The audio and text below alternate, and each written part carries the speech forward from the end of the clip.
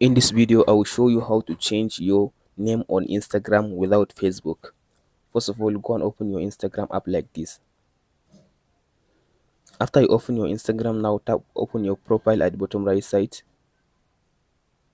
Now go to this menu at the top right side. Now tap on this account center.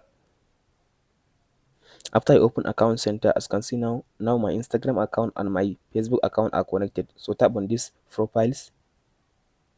So as you can see now, here is my Facebook account and here is the Instagram account. If you want to change only the Instagram account name, all you have to do now, tap on Instagram. So and tap on this name. As you can see, here is it, first option name.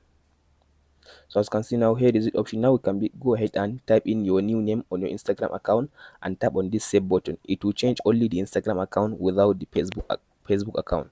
Hope this video helps you out. Don't forget to like and subscribe. Thank you for watching, guys.